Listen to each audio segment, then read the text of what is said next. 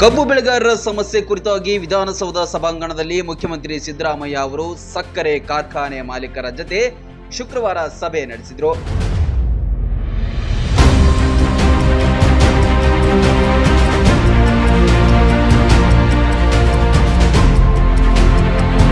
ಈ ವೇಳೆ ಮಾತನಾಡಿದ ಸಿಎಂ ಸಿದ್ದರಾಮಯ್ಯ ಅವರು, ನಾವು ರೈತರ ಪರವಾಗಿ ನಿಲ್ಲುತ್ತೇವೆ, ರೈತರ ಸಮಸ್ಯೆ ಬಗೆಹರಿಸಲು ನೀವು ಸಿದ್ಧರಿರಬೇಕು ಎಂದು ಹೇಳಿದ್ದಾರಂತೆ.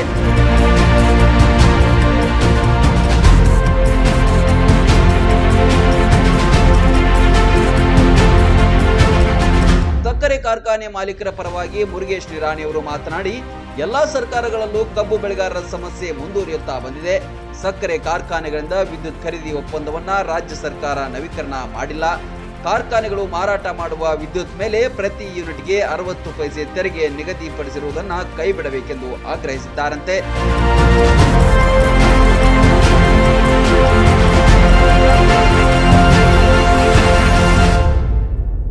ಪ್ರತಿ ಟನ್ಗೆ ಎಫ್ಆರ್ಸಿ 3500 ರೂಪಾಯಿ ನೀಡಲು ಸಾಧ್ಯವಿಲ್ಲ.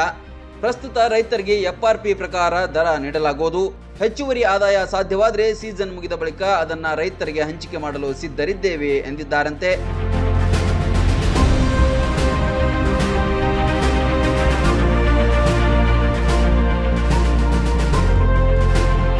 ಸಕ್ಕರೆ ಕಾರ್ಖಾನೆ ನಡೆಸುವುದು ಬಹಳ ಕ್ಲಿಷ್ಟಕರವಾಗಿದೆ. ನಾವು ಉದ್ಯೋಗ ಸೃಷ್ಟಿಸಿ ಗ್ರಾಮೀಣ ಆರ್ಥಿಕತೆಗೆ ಅಪಾರ ಕೊಡುಗೆಯನ್ನ ನೀಡುತ್ತಾ ಇದ್ದೇವೆ.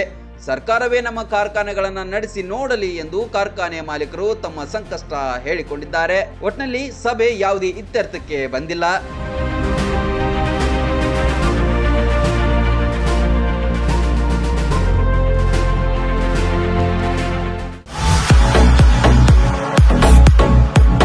ಕರ್ನಾಟಕ ಮತ್ತು ಮಹಾರಾಷ್ಟ್ರದಲ್ಲಿಯೇ ಅತಿ ದೊಡ್ಡ ಹೋಲ್ಸೇಲ್ ವ್ಯಾಪಾರ ಮಳಿಗೆ ಹಜಾರೆ ಬಜಾರ್ ಗ್ರಾಹಕರ ನೆಚ್ಚಿನ ತಾಣವಾಗಿದೆ.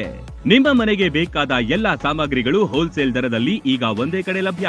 ದಿನಬಳಕೆಯ ವಸ್ತುಗಳು, ಗೃಹ ಬಳಕೆಯ ವಸ್ತುಗಳು, ಅತ್ಯುತ್ತಮ ಗುಣಮಟ್ಟದ ಎಲೆಕ್ಟ್ರಾನಿಕ್ಸ್ ವಸ್ತುಗಳು ಕೈಗೆಟುಕುವ ದರದಲ್ಲಿ ಮಾರಾಟ. ವೆರೈಟಿ ಡಿಸೈನ್ಗಳ ಬೆಳ್ಳಿ ಬಂಗಾರಗಳ ಖರೀದಿಸುವ ಅವಕಾಶ. ಫರ್ನಿಚರ್ಗಳ ಬೃಹತ್ ಸಂಗ್ರಹ ನಮ್ಮಲ್ಲಿವೆ.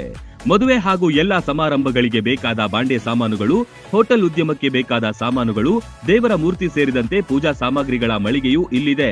ಪ್ಲಾಸ್ಟಿಕ್ ವಸ್ತುಗಳು, ಮಕ್ಕಳ ಆಟಿಕೆ ಸಾಮಾನುಗಳು, stationery ಐಟಮ್ಸ್ಗಳ ಭಂಡಾರವಿದೆ.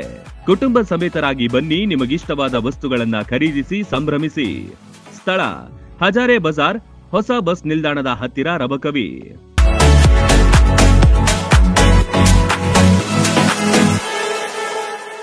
Run TV news videos ನೋಡಲು ಸಬ್ಸ್ಕ್ರೈಬ್ ಮಾಡಿ, ಬೆಲ್ ಐಕಾನ್ ಪ್ರೆಸ್ ಮಾಡಿ.